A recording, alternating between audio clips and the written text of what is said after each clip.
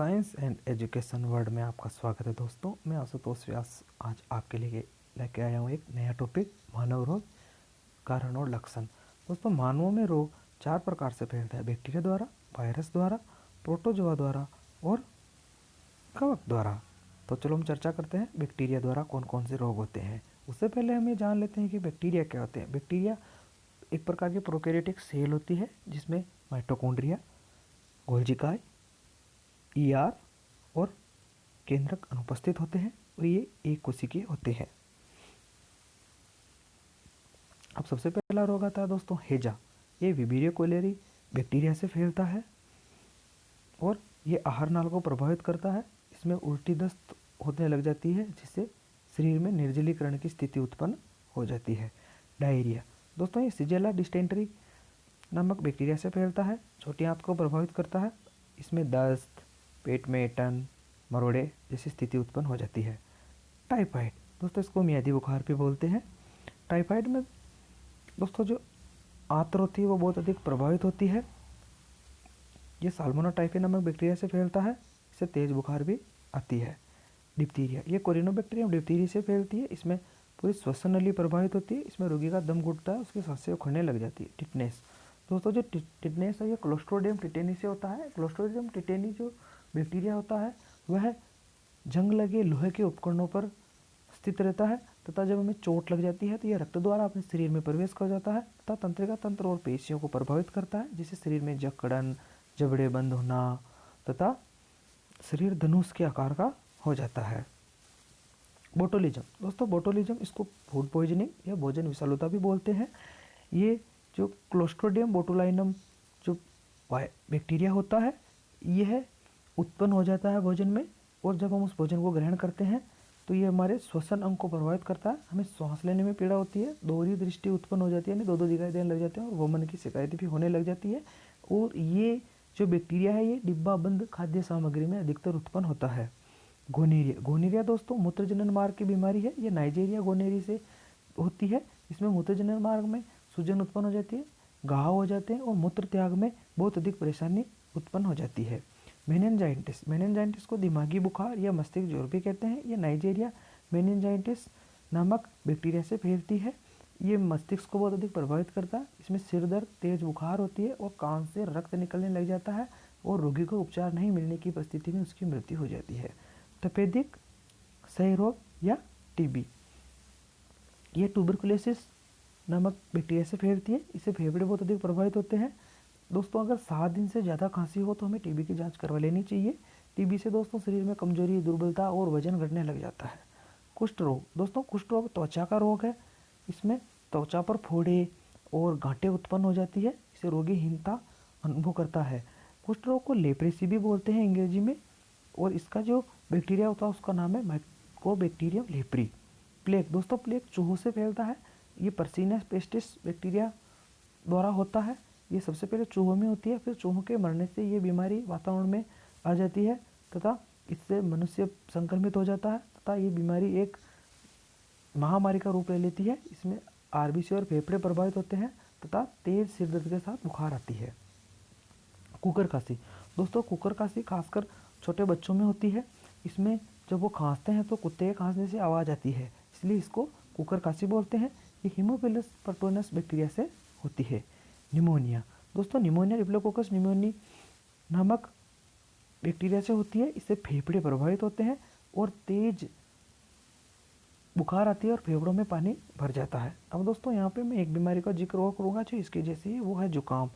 लेकिन दोस्तों जुकाम जो होता है वो राइनो वायरस द्वारा फैलता है और उससे हमारे जो श्वास नली है वही प्रभावित होती है। इसमें फेफड़े प्रभावित होते हैं, उसमें श्वास नली प्रभावित होती है। इसलिए दोस्तों इन दोनों में ध्यान रखें। इन दोनों का अधिकतर क्वेश्चन पूछ लेते हैं, लेकिन हमें ध्यान रखना है कि जुकाम वायरस द्वारा और निमोनिया बैक्टीरिया द्वारा होता है और इनके जो प्रभावित अंग है वो फेफड़े और जुकाम में श्वास नली है, यही पहुँचते हैं।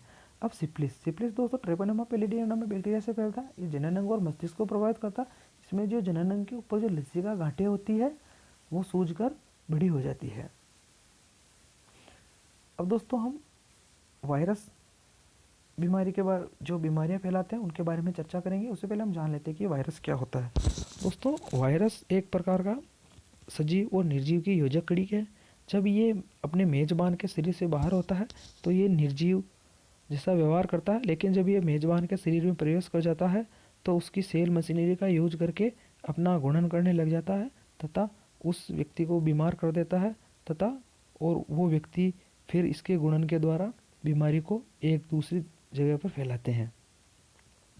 और दोस्तों, एक बात और याद रखें, जो वायरस से जो होने वाली बीमारियां हैं उनके बीमारी और वायरस का नाम समान ही रहता है। इसलिए अगर आपको बीमारी का नाम भी याद है तो आप उसके वायरस का नाम आराम से बता देंगे। दोस्तों, जो बीमारियां हैं उनमें क्वेश्चन कैसे पूछते हैं मैं उसके बारे में आपको बता देता हूँ। इसमें दोस्तों ए और बी भाग होते हैं। ए भाग में बीमारियों के नाम होते हैं, बी भाग में उनके होने का कारण होता है, फिर उनको मिलाकर हमें नीचे क्वेश्चन पूछा जाता है ऑप्शन में। अब दोस्तों हम एक एक बीमारी के बारे में चर्चा कर लेते हैं। घलसुआ। जो घलसुआ होता है उसमें जो अपनी पेरोटिड लार ग्रंथियाँ जो कान के नीचे होती है वो सूज कर बड़ी हो जाती हैं, जिससे उनमें बहुत अधिक कष्ट उत्पन्न होता है और ये रूबेला वायरस द्वारा फैलती है। अब फ्लू या इन्फ्लुएंजा। फ्लू दोस्तों ये एक तरह की बुखार है जिसमें शरीर में बहुत अधिक पीड़ा होती है, सिर दर्द होता है, जुकाम और खांसी उत्पन्न हो जाती है। ये इन्फ्लुएंजा वायरस से फैलता है, पूरा श्वसन तंत्र से प्रभावित होता है। रेबीज जो बीमारी है दोस्तों वो कुत्ते या बिल्ली के काटने से मनुष्य में होती है। ये कुत्ते या बिल्ली के जो लार ग्रंथि होती है वहाँ पे रहता है। जब वो कुत्ता किसी मनुष्य को काटता है तो उसके रक्त में प्रवेश कर जाता है, जिससे उसका तंत्रिका तंत्र प्रभावित होता है और वो व्यक्ति पानी से डरने लग जाता है और पानी को देख के दूर दूर भागने लगकर पागलों जैसी हरकतें करने लग जाता है। रेबीज वायरस से होती है। खसरा या मीजल्स, ये रूबेला वायरस से होती है। इससे पूरा शरीर प्रभावित होता है, इससे पूरे शरीर में पीड़ा उत्पन्न होती है और शरीर में खुजली होने लग जाती है और इसको इंग्लिश में मीजल्स भी बोलते हैं। चेचक। दोस्तों जो चेचक होती है वो दो प्रकार की होती है। चेचक को आम भाषा में माता बोलते हैं, इसलिए दोस्तों हम भी यहाँ ये याद रखेंगे कि जो छोटी माता बड़ी माता दो प्रकार की होती है, इनको स्मॉल पॉक्स भी बोलते हैं। जो छोटी माता होती है वो वेरियोला वायरस से होती है और बड़ी माता वेरियोला वायरस से होती है। इन दोनों से पूरा शरीर प्रभावित होता है और पूरे शरीर पर फोड़े उत्पन्न हो जाते हैं। बड़ी माता में बड़े फोड़े, छोटी माता में छोटे फोड़े होते हैं। दोनों स्थिति में फोड़ों में पानी भर जाता है और फूटने पर बहुत अधिक कष्ट उत्पन्न होता है। पोलियो। जो पोलियो रोग है दोस्तों वो एक प्रकार का लकवा है। इसमें दोस्तों क्या होता है कि जो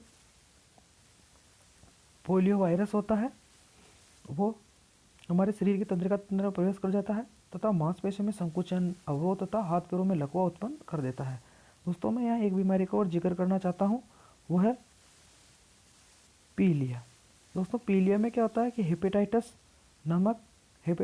बी नामक जो बैक्टीरिया होता है, जो वायरस होता है वो हमारे शरीर में प्रवेश करके हमारे यकृत को प्रभावित करता है, जिससे हमारा शरीर जो पीत है उसका जो मतलब उपापचय है उसको प्रभावित कर देता है तथा हमारी आँखें और जो हमारे नाखून है वहाँ पीला पीला उत्पन्न होने लग जाता है, पूरा शरीर पीला दिखाई देता है। अब हर्पीज। दोस्तों हर्पीज भी एक तरह से चेचक वायरस जैसे ही है, लेकिन दोस्तों इसमें छोटे छोटे दाने उत्पन्न होते हैं, उन दानों में बहुत अधिक जलन उत्पन्न होती है और ये हर्पीज वायरस द्वारा होता है। इंसेफ्लाइटिस वायरस से होता है। ये तंत्रिका तंत्र को प्रभावित करता है, इसमें मरीज को अनिंद्रा, बेचैनी उत्पन्न होने लग जाती है। एड्स। दोस्तों एड्स बहुत घातक बीमारी है।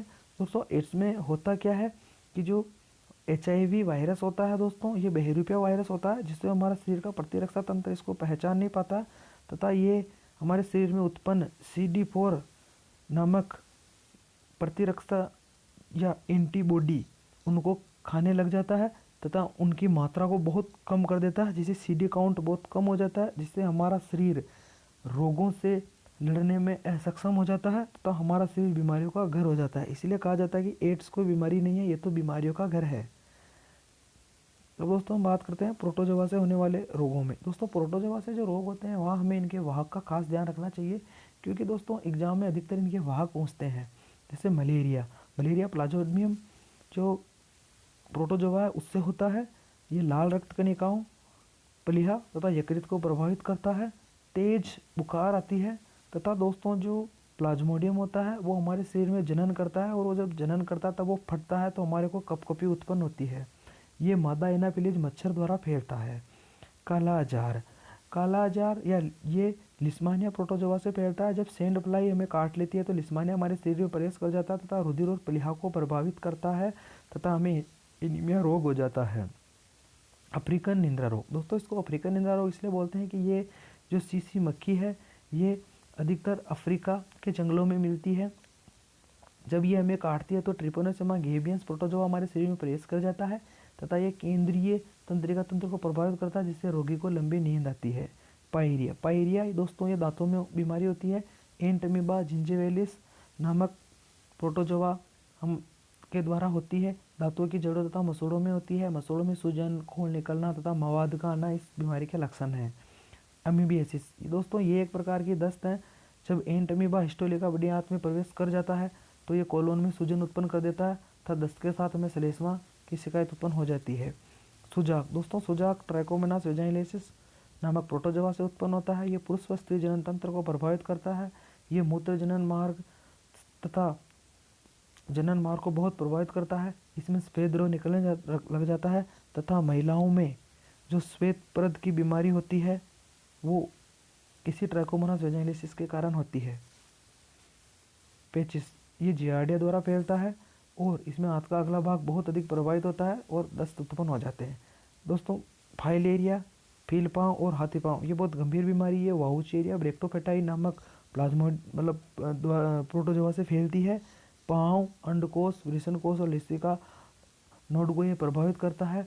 इसमें पाँव बहुत सूज कर बड़े हो जाते हैं जैसे हाथी का पाँव, इसलिए इसको हाथी पाँव बोलते हैं और एग्जाम में अधिकतर इसके प्रोटोजोआ के बारे में पूछा जाता है। अब दोस्तों हम बात करेंगे कवक जनित रोग। कवक से केवल एक ही रोग होता है, वो है दाद। ट्राइकोफाइट, एपिडर्मोफाइट और माइक्रोस्पोरम नामक कवक जातियाँ ये रोग फैलाती हैं। ये त्वचा को प्रभावित करती हैं तथा त्वचा पर खुजली के साथ सफ़ेद सफ़ेद चकत्ते उत्पन्न हो जाते हैं। अब दोस्तों मैं आपको कहना चाहूँगा कि रेलवे, एसएससी और रीट में अधिकतर इनके बहुत क्वेश्चन पूछते हैं कि बीमारियाँ कौन सी हैं, उनके रोग वाहक कौन से हैं और वो कौन से बैक्टीरिया, वायरस, कवक या प्रोटोजोआ से होती है। अब अगर दोस्तों आपको ये मेरा छोटा सा प्रयास पसंद आया तो मेरे चैनल को आप सब्सक्राइब कर दें और बेल आइकन को भी दबा दें ताकि आपको वीडियो का नोटिफिकेशन जल्दी मिल जाए। लाइक कर दें, शेयर कर दें और अगर आपको कोई भी क्वेश्चन इन बीमारियों से रिलेटेड पूछना है तो मुझे कमेंट बॉक्स में कमेंट कर दें तो मैं आपको अगली वीडियो में उसका आंसर दे दूँगा। धन्यवाद दोस्तों।